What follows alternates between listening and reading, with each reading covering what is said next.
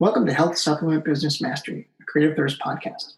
Today we have with us Neerja. Neerja provides internet marketers with dedicated solo emails, ad placements within political, finance, investment, outdoor survival, and alternative health niches. She's been a part of dedicatedemails.com for over 7 years. If you're looking to reach baby boomers who are 55 and older with your offer, dedicatedemails.com is the place to get high quality traffic fast. Neerja, welcome to Health Supplement Business Mastery. Hello. Thank you for having me, Bobby. Really appreciate the opportunity to chat about this. Yeah, I mean, the stuff that you guys do, I think, is vital for not only health supplement businesses, but direct response businesses in general, or really anybody with a funnel. I mean, email is a wonderful advertising channel. It really is. Not all products are going to do well in the email channel, but certainly supplements has proven for years consistently to do well in the email space. Yeah, and there's a lot of, well, not a lot, but every few years, sort of the digital marketers pop up and talk about how email is dead. It's not dead. It's alive and strong. I don't think it ever will be dead. No, especially when, I don't know, it seems like most people are reading email on their phone. Like the notion of having to go home to your desk and look at your email on your computer, that is what? So 1994? Yeah. And optimizing for funnels has really changed a lot. It's really gotten more mobile in the last several years. Oh yeah, mobile optimization is, it's a given at this point. Yeah.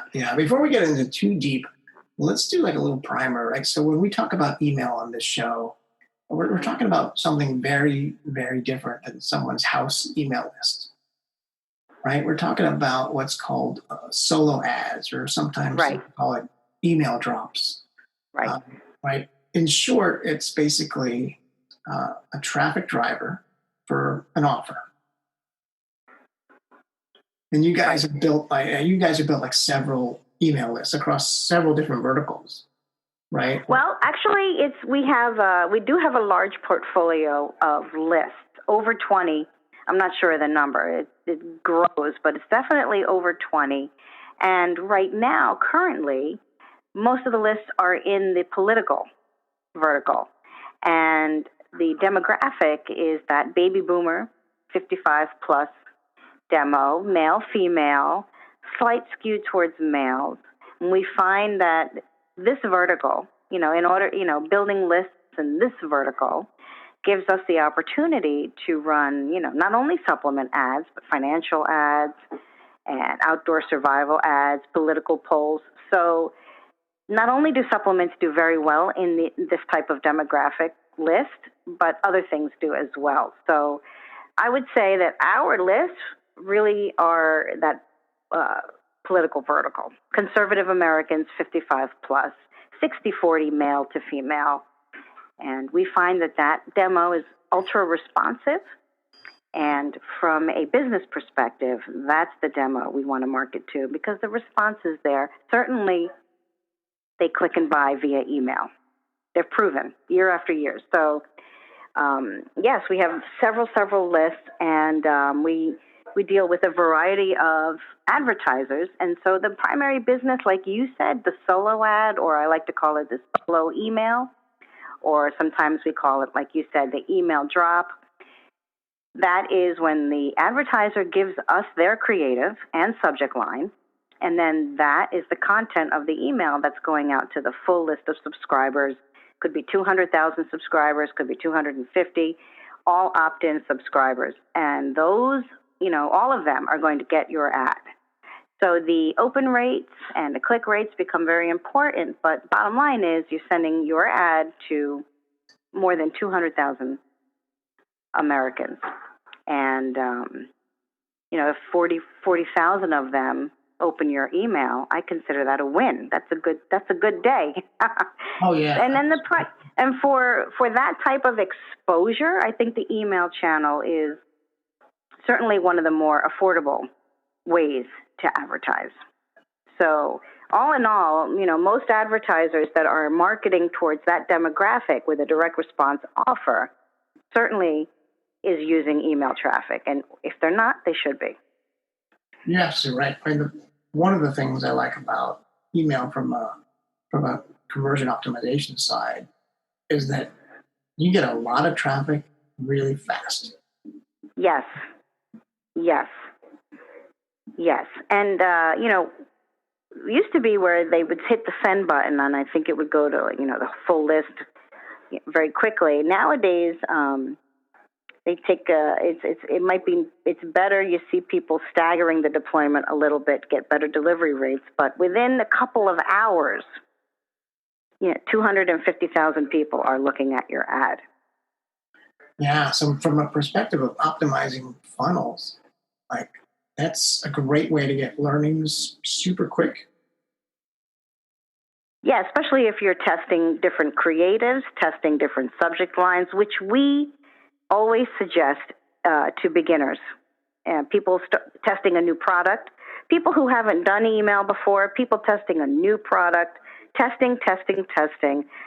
The more ability you have to test in the beginning, the better. And having more than one creative, having more than one subject line is just vital to begin with, because you do have to keep the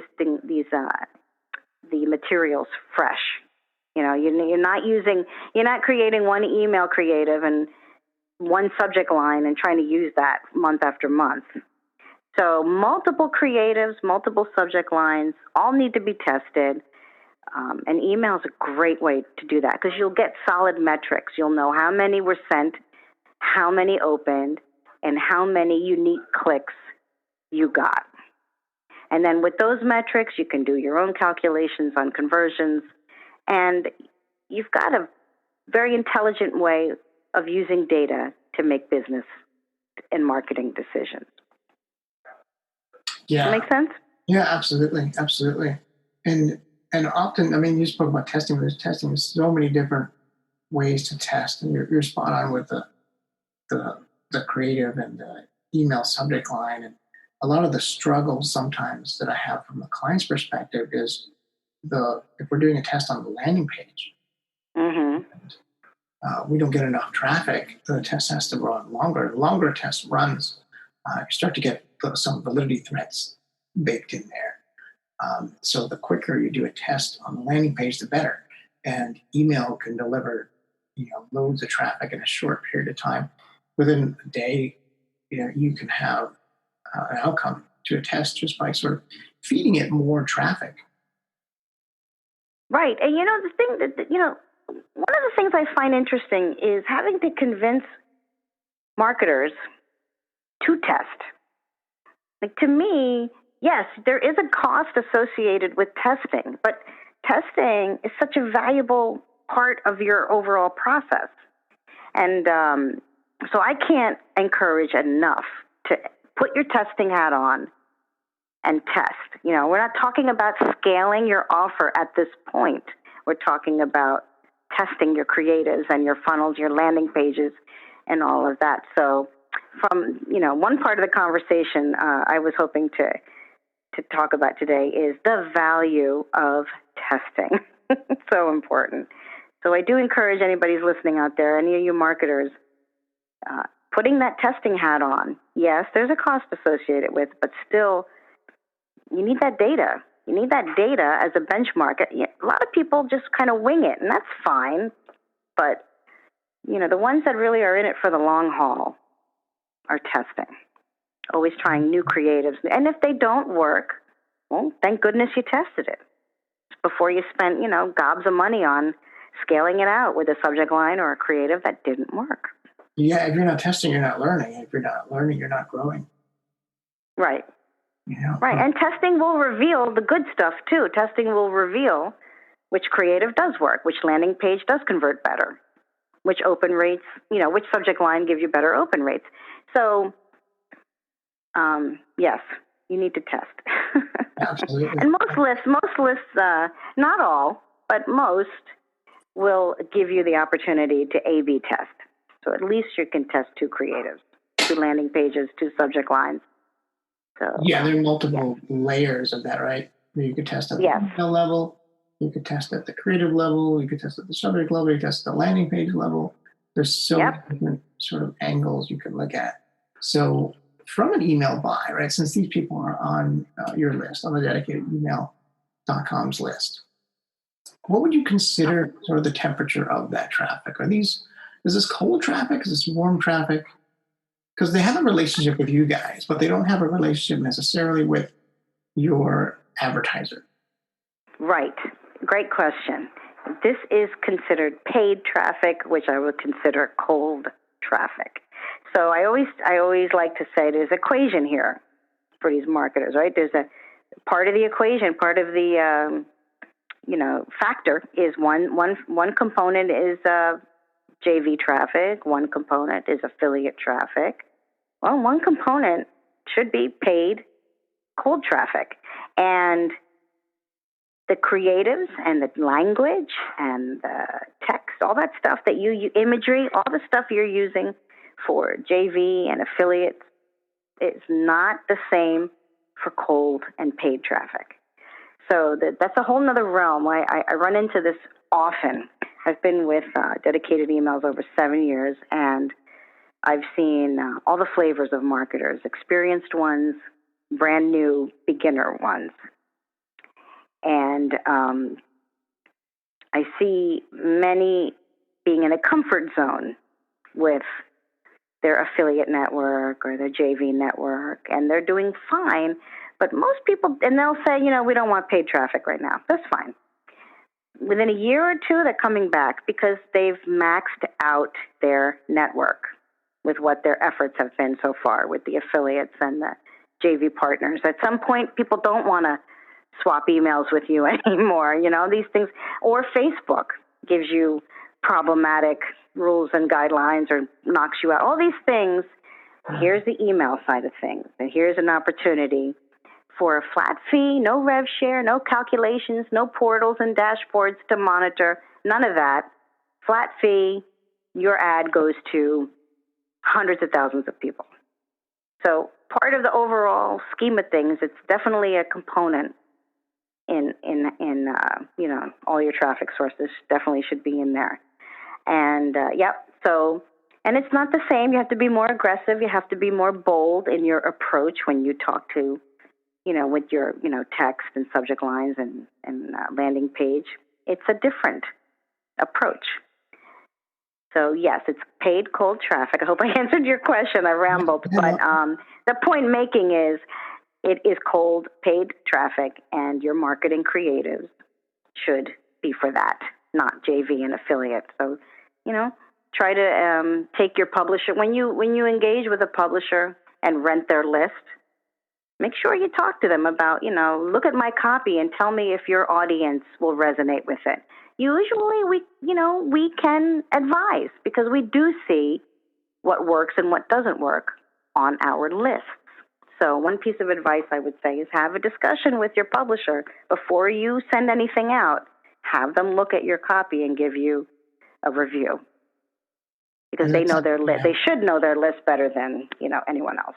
That goes back to just a page in the Bible of direct response, right? Because the list is so important. Right. You have to know your list. You have to know and that's another thing. Like I said, people that have lists will be able to say, my list loves. I saw today on social media somebody saying, I got this list, and it's mostly females, and they go crazy for these types of weight loss offers or something of that nature. So that's good. That's a list owner who's telling you what does well on their list. And so then that. Mm-hmm. How is your list built? And how does dedicated emails build their own list in which to sell or rent, basically? So all of our subscribers are opt-in subscribers, and we go about list building like most people that go about list building with industry relevant polls. I mentioned we're in the political niche, community blogs, cross promotions, paid advertising.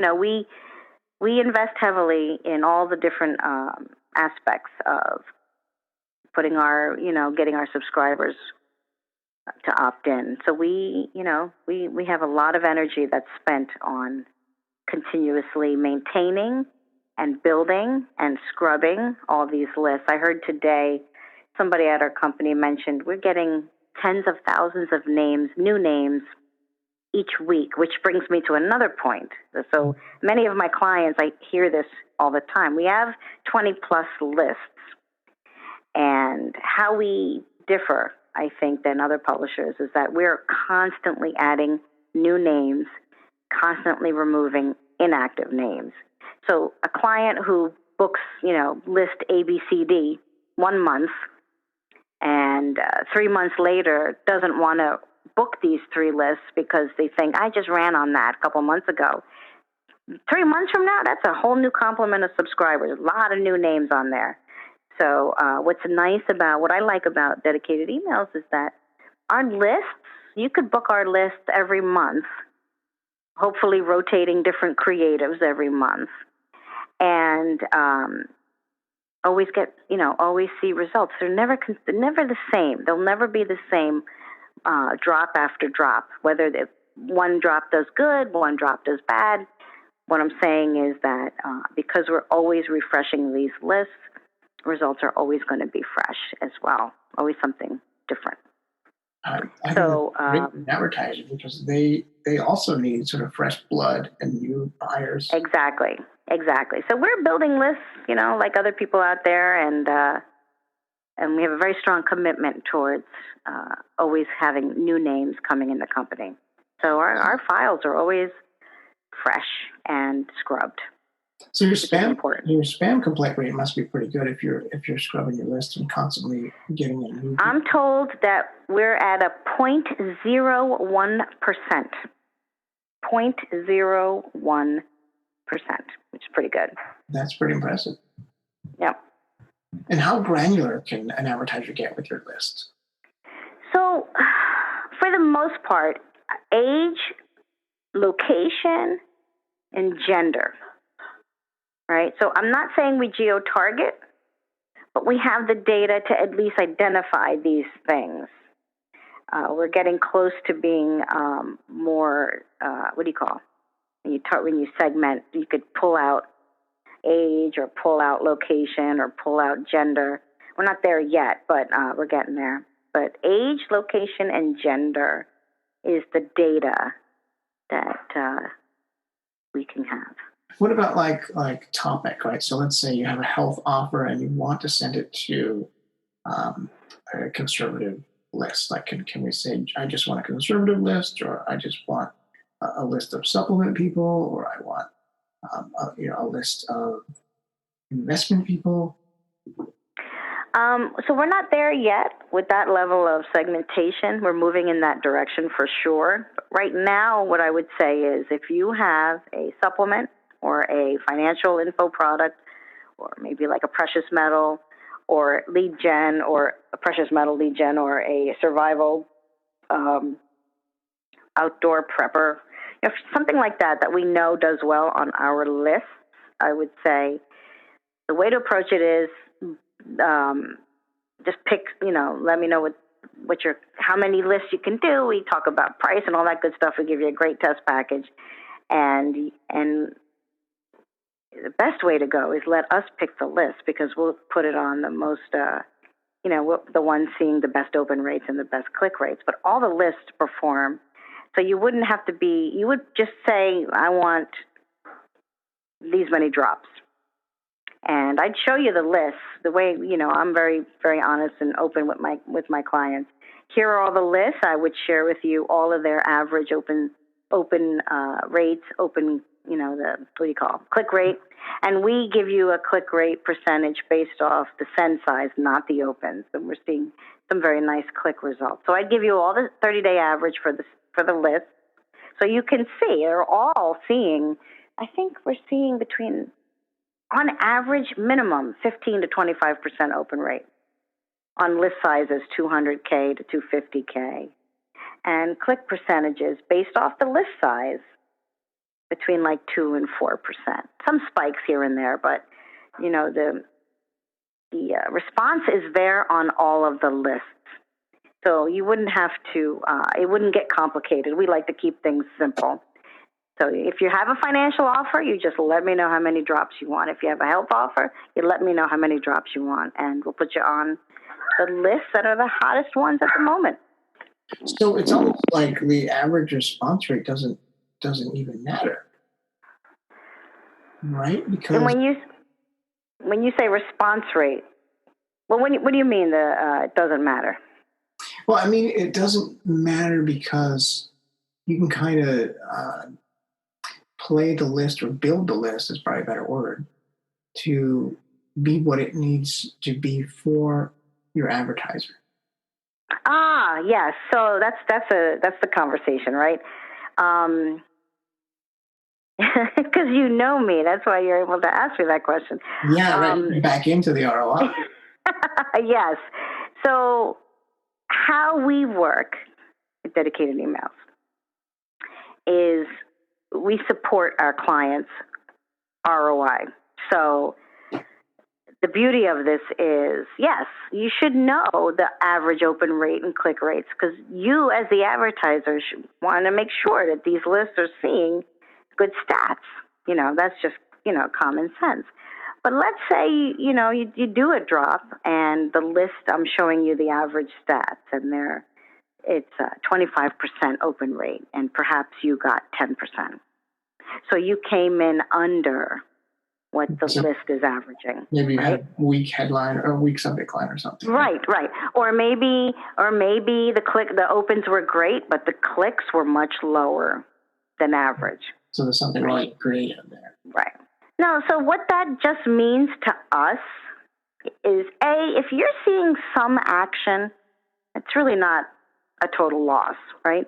If it was like nobody opened it, nobody clicked it, no action was seen, that would be a loss. But usually there's some action being seen. So A, it's not a total loss. B, let's say, you said to me, Neerja, I need to break even. That's my goal. And then you did a drop with us and you came in at 50% ROI. So right off the bat, congratulations, you got something.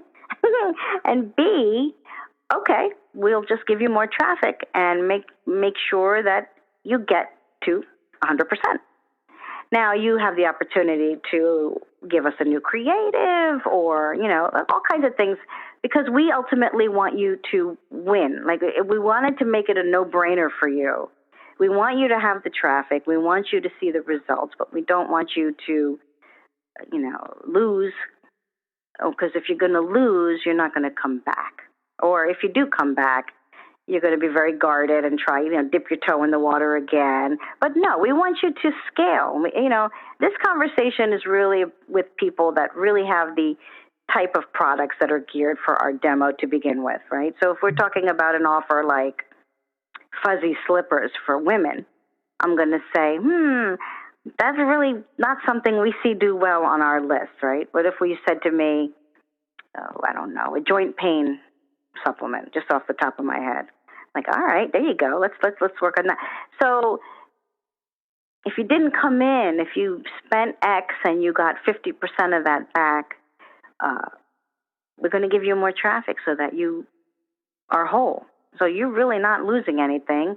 It's not so much of a gamble. You've got some great data from the experience, and we can make some modifications and try again. The goal is that we get it to work, and you're booking tons of email drops every month on a regular basis.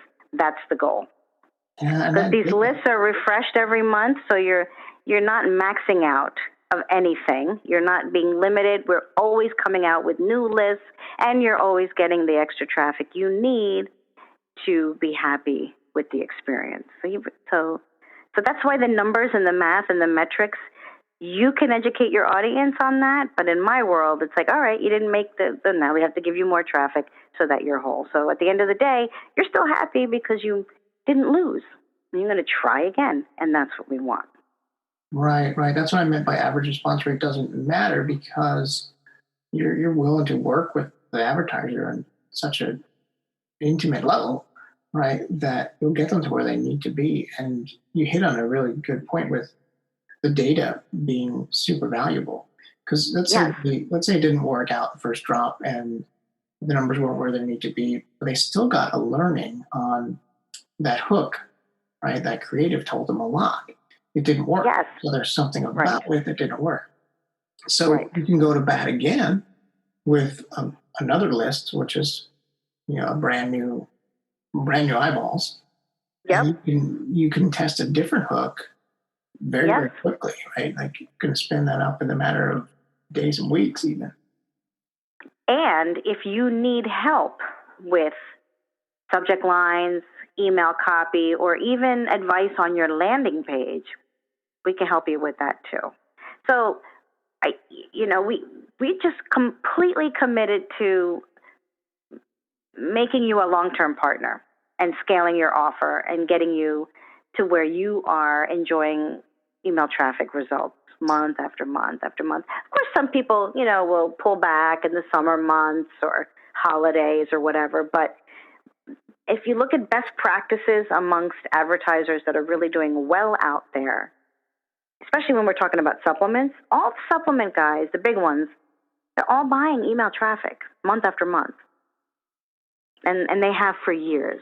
So it's definitely not some kind of unusual, esoteric medium. It's absolutely an awesome, proven medium for supplements. Oh, yeah. And I think it's an integral part of sort of. And we can help you. We have that expertise because we've literally been seeing email ads of supplements for over 8, 9, 10 years, a decade. So it's we're there. Nice. So when somebody, let's say someone's just starting, or actually let's say they have a supplement company, right? They're making 10, 15 million a year in revenue. They've never done an email drop before. They've typically done the JV route, right? Maybe the paid Facebook route, and they need to get into email. So how many lists should someone test before kind of moving on to a bigger dedicated every month we're going to do X number of email drops? Right. Great question. 9 times out of 10, an advertiser will want to do one email drop, and that's fine. But you ask the question, I'm going to answer it the best way I can, which is try 2 to 3 lists to start. 2, 3 drops for an initial test. Get the data, split test where you can. Test different landing pages, different creatives, different subject lines. 2, 3 lists give you a nice sample size of the traffic out there that we have. So when you say 2 or 3 lists, do you mean 2 Say or that 3 again? lists? When you say 2 or 3 lists, you mean 2 or 3 lists within dedicated emails, like within your company? Or 2 or 3 email drops on different email lists. Keep it generic. Whether it's my company, with dedicated emails or somebody else, but 2 or 3 email drops on different email lists is a great place to start. Gotcha. Then if it does well, let's stay positive for a second. If it does well, scale it to 10 to 15 drops, and then go from there. If you have multiple offers, you should definitely try at least 2 to 3 lists per offer, initially. If you want to do one email drop, that's totally fine. Nobody's going to say no to that. I'm a big fan of business intelligence data. Data can give you so much business value. So the more data that you can get in the beginning, the better off you're going to be. And like I said, yes, it costs money, but you should put your testing hat on. You're speaking right to my heart. Yeah, it's all about the data. And if it doesn't do well, you do 2 or 3 email drops and they don't do well, hopefully you're working with a publisher like Dedicated Emails who will make sure you walk away happy with the experience and not crying over losses. Mm-hmm. Extra traffic, make goods. We all know these terms. Yeah. And work with publishers that have that mindset. So what does a typical email drop cost? Well, okay, so Primarily, we price our email drops via CPM model. We're open to other models, CPL, CPC, but primarily for the solo email, it's CPM. What I like about that, it's easy.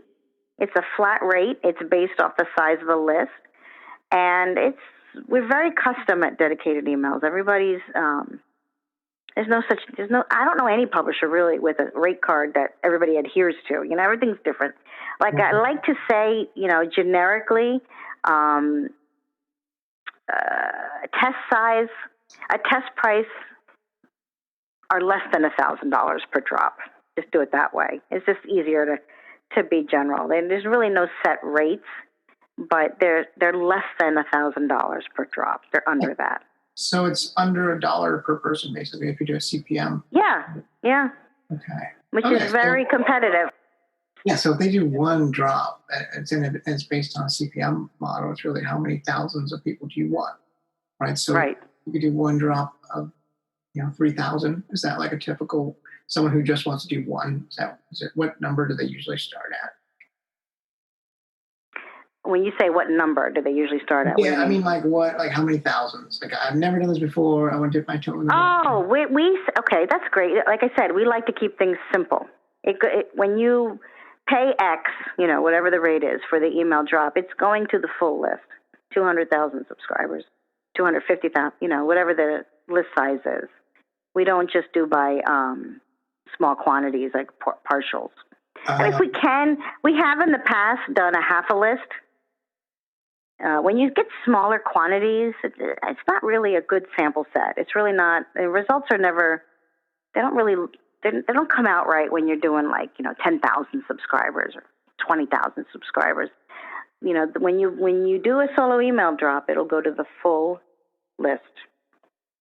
Right. If you're not, that's like trying to test, just like trying to A/B test a page that you're only going to drive traffic to for a week, and you're only going to get 5,000 people max. Like you're not going to have results. You're not going to know which is the winner if there's not enough traffic to it. So if you're doing the entire list, you could do a half list. You can split it. So 100,000. It'll be like 100,000 per split. Per list. Okay.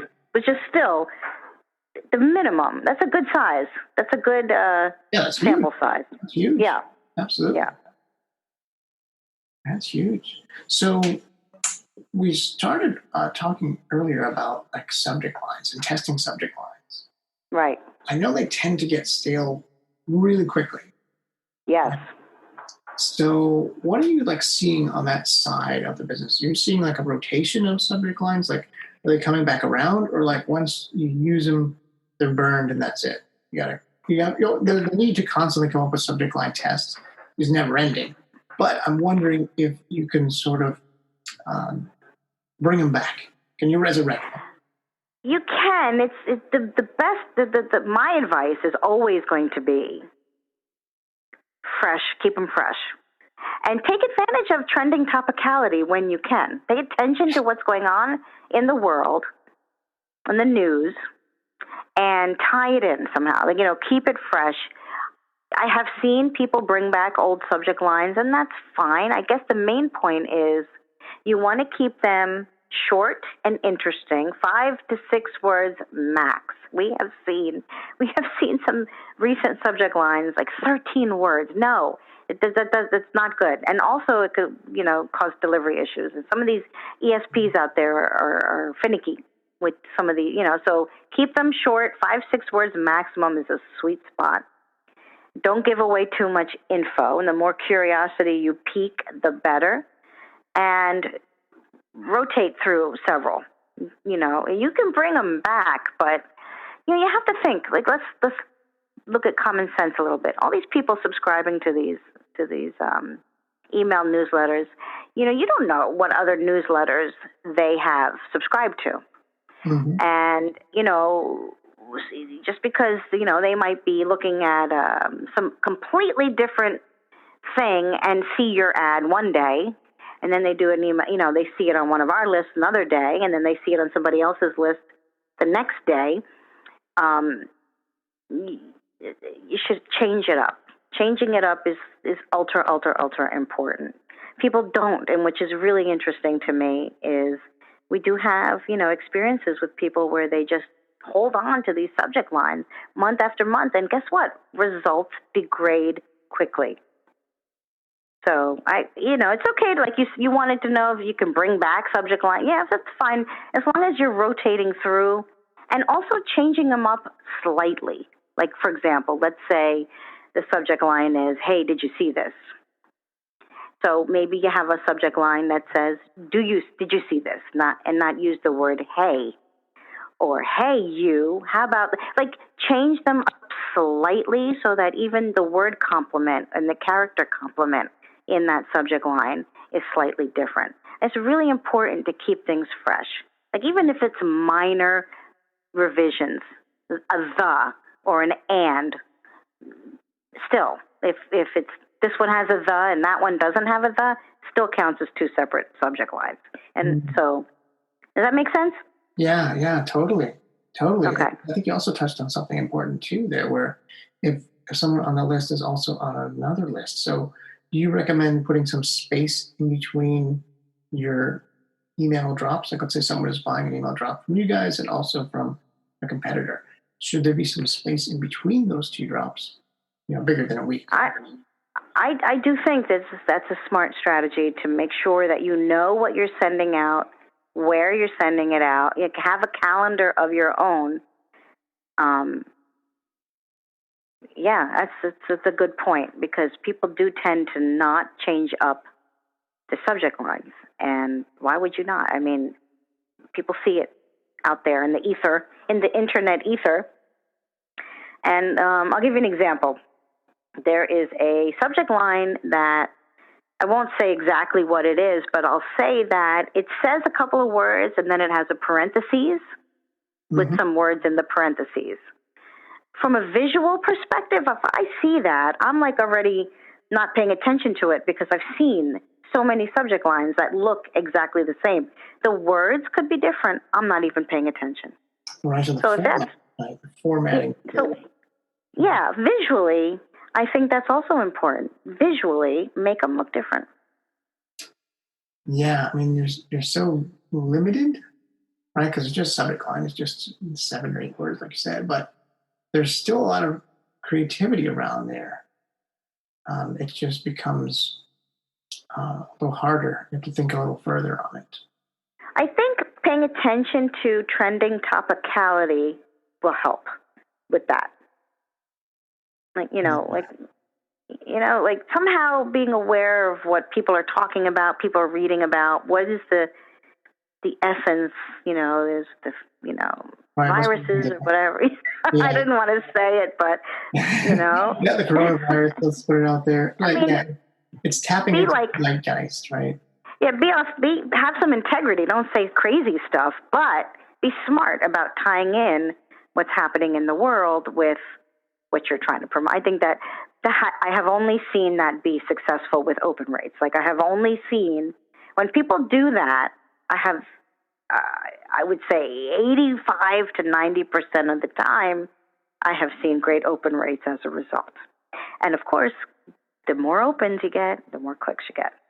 That makes sense. And newsjacking whatever's hot in the zeitgeist is a very time-sensitive thing. Once and I think that will differentiate you as an advertiser too. Lots of advertisers out there, right? And everybody's got to be authentic in order to really stand out. And I think if you and so the one thing, I should have said earlier, when we talk about this demographic and we talk about the types of offers that do well, anything that solves an issue for the end user, anything that touches on the pain points of the end user, or something that improves the life of the end user, is always a winning formula. So to keep that in mind, that's what we see working in the email traffic channel, in the health and wellness niche. When you ask, what are the trends or what do we see working, that those people over 50 love pain medicines and home remedies. They're also concerned about their IRA and their retirement income and, all kinds of, put your thinking cap on and understand what that demographic is concerned about and help them. And gear your language that way instead of like, don't be sensational, be smart. Right. You know At the end of the day, they're buying a benefit and you're selling hope. Right. And as far as the email copy itself, there's all kinds, long form, short form. What we see working the best is when everything's above the fold, short to medium. What are they talking about? Piquing what's intriguing? What are they talking about? Incentivize, making you want to click, as is the purpose of the email copy to begin with.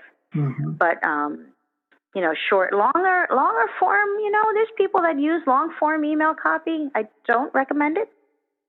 But, there's some out there that are experienced marketers, know what they're doing, and have very long email copy. I suggest short to medium working best, and I suggest keeping it simple. Keeping it simple. No one, likes to read long, elaborate, all this informative, all the information you're giving me in an email, I have no reason to click on. Right. It's just about getting them off there onto the landing. Correct. Right. Yeah. It's almost, and again, if you guys need help with that, that is something that we, give help on to our clients, because we want you to win, and we want you to optimize your creative so that it does win, so that you come back for more. Yeah, in many ways, that email content is like an advertorial or a pre-sale page, right? And you just want to get them, you want to get them hooked, you want to get them interested, you want to pique that curiosity, and you want to get them off of there so that they can go deeper into the sales funnel, deeper into the sales copy. Right. That's the key. And I think you've seen as a marketer, you've seen some of the top guys and girls, top people in the industry. Yeah, have you noticed that many of them, their email copy is very short? Interesting. Is it always been that way, or is that just kind of a new trend within the last few years? No, honestly, I have seen it's always been the same story. I've been working in this space about 8 years, 7 with dedicated emails, and it's always been that story. It's always been that case. Short to medium copy works best. Sometimes for a while there, the short copy with the weird, interesting image. Mm-hmm. Worked. I think people are getting tired of seeing gross images, to be honest with you. But that's still a very popular recipe. Short text, interesting, weird image. Because what is that? Yeah, I got to click to find out. That's a smart thing to do. So, and then text only. I've seen text only do well, but the main commonality is the short. It's not long copy. It's short, sweet, simple. What are they talking about? I don't know. I got to click. Right. It comes down to that curiosity hook at the end of the day. Yes. Interesting. And landing pages, we were talking about that before you and I started the call. Landing pages, we have seen VSLs do great. We have seen sales pages do great. I think if you're an advertiser that has the opportunity to work with both, you should have both if you can. A combination works best. Sometimes you send the VSL. Sometimes you send the sales page. If the VSL didn't do well, then when we send again, send the sales page, and vice versa. Again, testing.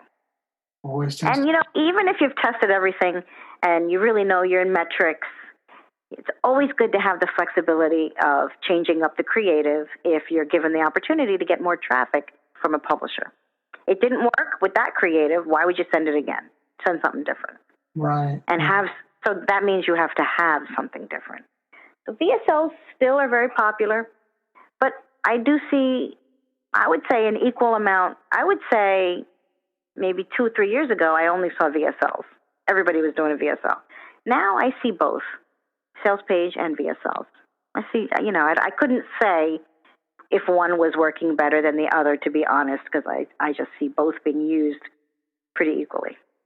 Yeah, but it sounds like there's at least some fatigue in the marketplace if it suddenly went all VSLs to a mix. Well, having the option to read the transcript, that's nice. That's usually a good thing to have. Yeah, especially how they have that pop up that says you can read it instead of watching this. Right. Especially more nowadays when so many emails are being delivered on mobile. Right. We're not always in a situation where it's convenient to listen to a VSL on the mobile phone. That's right. Yeah. So, are there any other trends that you're seeing on the email side of the business? Well, I say that more and more advertisers are becoming savvy to tying in their subject lines to trending topicality. I do see that. People are more, I guess maybe there's more crazy stuff happening in the world. I don't know, but I do see that most subject lines that do well seem to have something about what's happening in the world referenced in it. So that's a trend I see. I don't really, like I said, I don't really see trend with email copy. I've seen both just a text or text with image. Everybody has something different. Landing pages, same thing. I see both VSLs. I see some opt-in landing pages. I see some sales pages. So it really is about the offer and the creative and testing it and allowing the publishing partners that you deal with, like us, to offer suggestions on the creative as well. And being flexible with that and open to that. Yeah, because you guys see a lot, what works, it doesn't. And it really, at the end of the day, all comes down to continuously testing. Yes. Yes. What about the offer side before we wrap up? Like, are you seeing more information products, more physical products? I guess it depends on the industry. It's interesting. It depends on the vertical. So in the health space, I see more physical products. In the financial space, I see more how did you say it? You didn't say info. You said information. Yeah, info product. Yeah. That makes sense. So different on the vertical. Yeah. Yep. In the health space, there are some info products out there, but most I see are physical products. Right. It's not to say one that would work better, but it really goes back to what we spoke about earlier, that benefit and that hope, right? Somewhere in the financial industry, the benefit is I want to get those insider secrets, right? The insider secrets are going to be delivered through information. Someone that has joint pain, the believability of, is this book going to help me versus is this supplement going to help me? Right? The supplement's going to probably win every time because it just makes physical sense. Like, how can this book help me? In order for the book to help me or information product to help me, I've got to do a ton of work, right? Either exercises or change my diet or whatever. And the pill, the supplement pill is just swallow it, forget it. It's almost like the magic pill, which is what everyone is looking for, right? Right. And you've seen the sales pages where they break down all the ingredients, and all the ingredients have benefits. So, it's a very, I think they're very persuasive, these sales pages that I've seen for supplements. They're very, they do a good job with selling. They do. They get you, they're like, ooh, I get some ginger root is good for my this and that. And Yeah, there's so many ingredients that do so many different things that it's just a rabbit hole once you go down that route. And so I guess the main takeaway is, let me see the offer. I always tell people before we have these great discussions about email marketing and they ask me tons of questions and it's all great. But until I see the offer, I really can't have the best conversation with you that I can have. You know what I mean? Yeah. So by that, do you mean the sales page copy or do you mean it's one bottle of this and it costs X? It depends on where you are. If you only have, this is my website and these are the products, let me see. But if you actually have a landing page and a funnel built and all that, let me see what you're doing. And then, that's when the conversation really starts, I think. That's how I can help people the best is let me see the offer, let me see the marketing materials you're working with right now. And that shows me the language that you're using, your approach, the angle,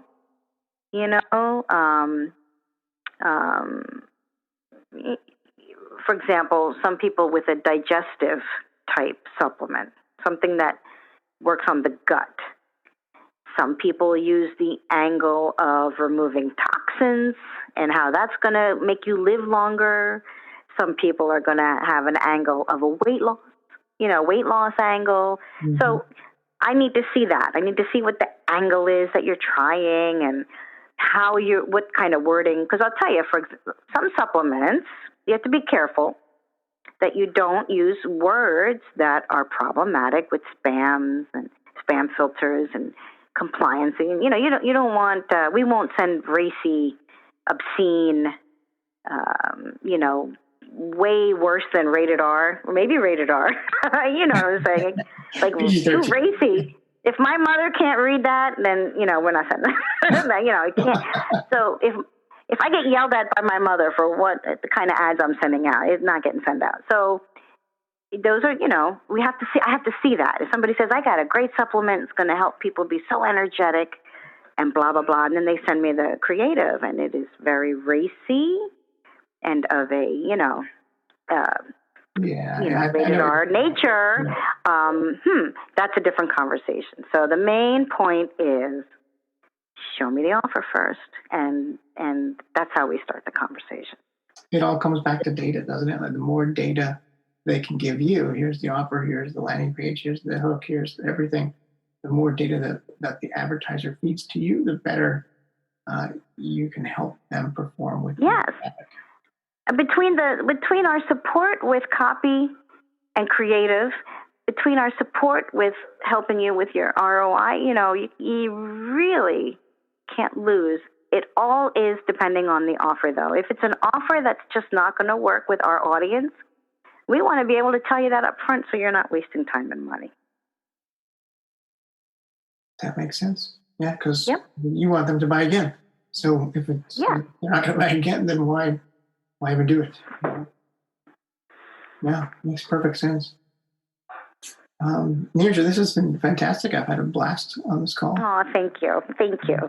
Let everybody know where they can find you and where they can go to buy an email drop. I guess the easiest way to answer that, would it be okay if I gave out my email address?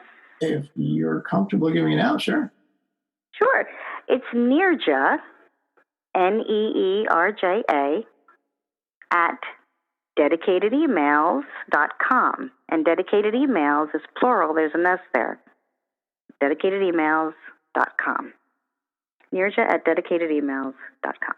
And I hope I didn't ramble too much. And I promise if anybody reaches out and wants to chat, I won't be so chatty. I'll be very not so rambly. No, this is great. I don't think there was rambly at all. This was fantastic stuff. Great. Oh, great. Thank you, Bobby. And I wish you all the best. Thank you. Thank you for being on the show. All right. Thanks. Bye. Creative Thirst is a direct response digital agency focusing on conversion rate optimization and A/B testing. We work with dietary supplement companies who are struggling to maximize the profitability of their funnels so they can scale. Through the last 7 years in the online health space, we've optimized many dietary supplement businesses. And in that time, we've uncovered the 3 critical funnels for success. We put together that information in a free digital download called The 3 Funnels Every Health Supplement Business Needs to Build a Multi-million-dollar Empire. You can get that free report by going to creativethirst.com. Scroll down to the appropriate section and click on the blue Get Your ebook button.